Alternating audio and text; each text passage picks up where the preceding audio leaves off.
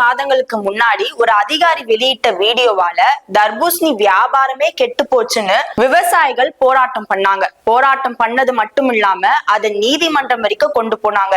அதுக்கு உயர் நீதிமன்றம் தீர்ப்பு கொடுத்திருக்காங்க. அது என்ன தீர்ப்பு கொடுத்திருக்காங்க, அது மட்டும் இல்லாம தர்பூசணி பழத்துல ரசாயனம் கலக்க முடியுமா முடியாதா அப்படின்றத இந்த பதிவுல தெளிவாக பார்க்கலாம். Welcome to the KTV.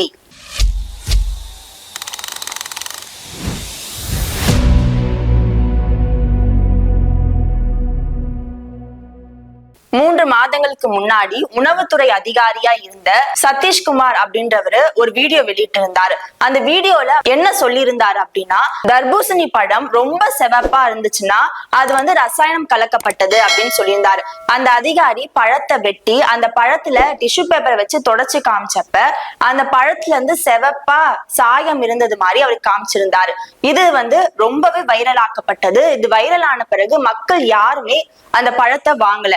உண்மையா சொல்ல போனோம் அப்படின்னா தர்பூசணி பழத்தோட பேரு ஏழைகளின் பழம் அப்படின்னு தான் சொல்லுவாங்க. ஏன்னா அது ரொம்பவே கம்மியான ரேட்ல தான் கிடைக்கும். அது வெயில் காலத்துல அதோட வியாபாரம் ரொம்ப சூப்பரா இருக்கும் அப்படின்னு சொல்லுவாங்க.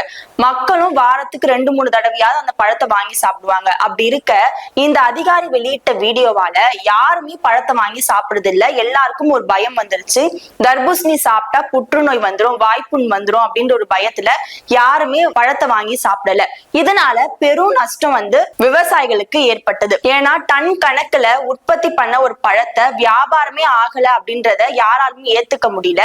விவசாயிகள் அந்த பழத்தை பறிக்காம நடு ரோட்ல போட்டு உடைச்ச சம்பவம் எல்லாம் நடைபெற்றது. அந்த வீடியோ வைரல் ஆன பிறகு எப்படி அந்த அதிகாரி இந்த மாதிரி சொல்லலாம், அவங்க மேல நடவடிக்கை எடுக்கணும்னு சொல்லிட்டு எல்லா விவசாயிகளும் போராட்டம் பண்ணாங்க. இந்த போராட்டத்துக்கு பிறகு மறுபடியும் அந்த அதிகாரி அவர்கள் இன்னொரு வீடியோ கொடுக்கிறாரு. அந்த வீடியோல அவர் என்ன சொல்றாரு அப்படின்னா, தமிழ்நாட்டை பொறுத்த வரைக்கும் தர்பூசணியில எந்த ஒரு கலப்படமும் இல்ல, 99.9% ரொம்பவே இயற்கையான முறையில தான் தர்பூசணி பழம் இருக்கு அப்படின்னு சொல்லியிருந்தாரு. மறுபடியும் அந்த பழத்தை வெட்டி அவரே சாப்பிட்டு எல்லாம் காமிச்சிருந்தாரு. என்னதான் அவர் 2வது ஒரு வீடியோ வெளியிட்டா கூட முதல் தடவையா வெளியிட்ட அந்த வீடியோ தான் எல்லார் மனசுலயும் ரொம்ப ஆழமா பதிஞ்சிடுச்சு. எல்லாருக்குமே பழங்கள் மேல ஒரு அச்சம் தான் இருக்கும். ஏன்னா மாம்பழத்தை கூட மருந்து போட்டுதான் பழுக்க வைக்கிறாங்க அப்படின்னு சொன்னதுனால மாம்பழம் விளைச்சலும் இடையில கொஞ்சம் மோசமான ஒரு நிலையில வந்தது.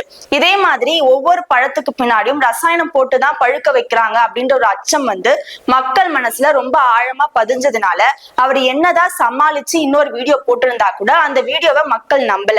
இதுக்கு விவசாயிகள் தரப்புல என்ன சொல்றாங்க அப்படின்னா, தர்பூசணி பழத்தை யாராலையும் ஒரு ஊசி போட்டு ரசாயனம் கலக்க முடியாது. ஏன்னா ஒரு பழத்துல லைட்டா கல்லு பட்டா கூட அது அழுகி போயிடும். ஒரு பழத்தை செடியில இருந்து பறிச்சு வியாபாரி கைக்கு வரத்துக்கு வரைக்கும் 2-3 நாள் வரைக்கும் எடுத்துக்குமா. அதுக்கப்புறமா தான் அது வியாபாரிகள் கைக்கே வரும். அப்படி இருக்க அங்க ஊசி போட்டு அதை ரசாயனம் கலந்திருந்தாங்க அப்படின்னா அது ஒரே நாளே கெட்டு போயிடும். வியாபாரிகள்கிட்ட வரத்துக்கு முன்னாடி அந்த பழம் கெட்டுடும் அப்படின்னு சொல்றாங்க.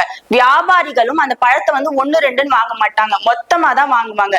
மொத்தமா வாங்குறது ஒரே நாள காலி ஆயிடுமான்னு கேட்டா அதுவும் சந்தேகம் தான். ஏன்னா அந்த பழம் 2-3 நாள் ஆகும் விற்று முடிக்கிறதுக்கு. நாள் ஆக ஆக இயல்பாவே அந்த தர்பூசணி ரொம்ப செவப்பாதான் மாறுமா. அதை நம்ம ஏதோ ரசாயனம் போட்டு கலக்க வேண்டிய அவசியம் இல்ல. ஏன்னா நாள் ஆக ஆக அதுவே ரொம்ப பழுத்துரும். பழுக்கும் போது ரொம்ப செவப்பாதான் இருக்கும் அப்படின்னு சொல்லியிருக்காங்க விவசாயிகள் தரப்புல இருந்து. அப்புறம் அந்த அதிகாரி அவர்கள் என்ன ரசாயனம் கலக்கப்பட்டது அப்படின்னு சொல்லியிருந்தாருன்னா, எரித்ரோசைன் அப்படின்ற ஒரு ரசாயனம் கலக்கப்படுதுன்னு சொன்னாரு. அந்த ரசாயனம் எதுக்கு அதிகமா பயன்படுத்துவாங்கன்னா பேக்கரிங்கள்ல கேக் செய்யறதுக்காக பயன்படுத்துவாங்க. அந்த ரசாயனத்துடைய விலை ரொம்பவே அதிகம் அப்படின்னு சொல்றாங்க. நம்ம என்னதான் அதிகமான ரசாயனத்தை கலந்து வித்தா கூட தர்பூசணியோட விலை ரொம்ப கம்மியா தான் இருக்கும். அப்படி இருக்க எதுக்காக அவ்வளவு விலை கொடுத்து ஒரு ரசாயன பொருளை வாங்கி பழத்துல கலக்கணும்? அப்படி கலந்தா விவசாயிகளுக்கு அதுல என்ன லாபம் இருக்கு அப்படின்ற ஒரு கேள்வி இங்க முன்வைக்கப்படுது. தர்பூசணியில நிறைய வகைகள் இருக்கு. அந்த ஒவ்வொரு வகையிலும் வெவ்வேறுபட்ட தன்மைகள் இருக்கு அப்படின்னு சொல்றாங்க. சில தர்பூசணி வெளியே பச்சையா இருக்குமா, ஆனா உள்ள ரொம்பவே இளஞ்சிவப்பா தான் இருக்கும் அப்படின்னு சொல்றாங்க. சில தர்பூசணி வெளியே ரொம்ப லைட் கலரா இருந்தாலும் உள்ள டார்க்கான ரெட் கலர்ல இருக்கும் அப்படின்னு சொல்றாங்க. அப்படி இருக்கும்போது டார்க்கா ரெட் கலர்ல இருந்தாலே அது ரசாயனம் கலந்ததுதான்றது அர்த்தம் கிடையாது. அந்த பழத்தோட இயல்பே அப்படிதான் சொல்றாங்க. தர்பூசணியில ஒரு 30 வகைகள் இருக்கு. அதுல NS295, அரோக்கி, மகேந்திரா, மிருதுலான் போன்ற பழங்கள்லாம் ரொம்ப அதிகமா விற்கப்படுற பழங்கள் அப்படின்னு சொல்றாங்க. தர்பூசணியில ரசாயனம் கலந்திருக்கிறது அப்படின்னு சொல்றதே ஒரு ஆதாரம் இல்லாத ஒரு குற்றச்சாட்டு தான். அப்படி அந்த அதிகாரி வெளியிட்ட வீடியோவால எங்களுடைய வாழ்வாதாரமே பாதிக்கப்பட்டுச்சு. ஏன்னா தர்பூசணி விளைச்சலை மட்டுமே நம்பி இருக்கிற விவசாயிகளுக்கு அதுல வியாபாரம் இல்ல அப்படின்னு சொல்லும் போது அவங்க நிறைய நஷ்டம் சந்திக்க வேண்டிய சூழ்நிலைக்கு தள்ளப்பட்டாங்க. அதனால எங்களுக்கு நியாயம் வேணும் அப்படின்னு சொல்லிட்டு விவசாயிகள், அதுவும் செங்கல்பட்டு விவசாயிகள் நல சங்கம் சார்பா நீதிமன்றத்துல மனு தாக்கல் பண்ணியிருந்தாங்க. அதுல எங்களுக்கு இழப்பீடு கொடுக்கணும் அப்படின்னு சொல்லி அந்த மனு தாக்கல் செய்யப்பட்டிருந்தது. அதுக்கு நீதிபதி தரப்புல இருந்து என்ன தீர்ப்பு கொடுக்கப்பட்டிருக்கு அப்படின்னா, கண்டிப்பா தமிழக அரசு விவசாயிகளுக்கு நஷ்டஈடு கொடுக்கணும் அப்படின்னு சொல்லியிருக்காங்க. ஏன்னா ஒரு அதிகாரி வெளியிட்ட ஆதாரமற்ற குற்றச்சாட்டால இவங்க பாதிக்கப்பட்டிருக்காங்க. அதனால கண்டிப்பா அவங்களுக்கு இழப்பீடு கொடுக்கணும் அப்படின்னு சொல்லியிருக்காங்க. தோட்டக்கலை சார்பா நடந்த ஆய்வுல கூட தர்பூசணில எந்த ஒரு ரசாயனம் கலக்கப்படல அப்படின்னு தான் சொல்லியிருக்காங்க. வேற எந்த பழத்துல வேணாலும் ரசாயனம் கலந்திருக்கலாம். ஆனா தர்பூசணிய பொறுத்த வரைக்கும் அதுல ரசாயனம் கலந்தாங்க அப்படின்னா அது ஒரு நாளைக்கு மேல தாக்கு பிடிக்காது. மலிவான ஒரு விலையில விற்கக்கூடிய ஒரு பழத்தை ரசாயனம், அதுவும் விலை உயர்ந்த ரசாயனத்தை கலந்து விற்க வேண்டிய அவசியம் விவசாயிகளுக்கு இல்ல அப்படின்றதான் முன்வைக்கிற கருத்தா இருக்கு. இதுல என்ன பார்க்க வேண்டியது இருக்கு அப்படின்னா, உணவுத்துறை அதிகாரியா இருக்கிறவங்க ஒரு வீடியோ போடும் போது அது விழிப்புணர்வுக்காக அவங்க போட்டிருந்தா கூட அது பின் விளைவுகள் எப்படி இருக்கும் அப்படின்னு ஒரு நிமிஷமாவது அவங்க சிந்திச்சு போட்டிருக்கணும் அப்படின்னு தான் எல்லார் தரப்புல இருந்து வைக்கப்படுற ஒரு கருத்தா இருக்கு. இதுல ஒரு விவசாயி அவர்கள் என்ன சொல்லியிருந்தாரு அப்படின்னா, அமேசான் குடோன்ல இருந்து 30 லட்சத்துக்கும் மேற்பட்ட பழைய பொருட்களை கண்டுபிடிச்சாங்களே, ஆனா அதுல என்ன நடந்ததுன்னு எதுவுமே தெரியல. அப்படி இருக்க சின்ன சின்ன கடைகளா பார்த்து இவங்க எல்லாம் ஆய்வு பண்றாங்க. அதுல ஏதோ 1-2 இருக்கிறத பெருசா காட்டி அந்த வியாபாரத்தையே கெடுத்துடுறாங்க அப்படின்னு சொல்லியிருக்காங்க. அது மட்டும் இல்லாம இந்த சின்ன சின்ன கடையில வைக்கிறவங்க அந்த ஒரு பொழப்ப மட்டும் தான் நம்பி இருப்பாங்க.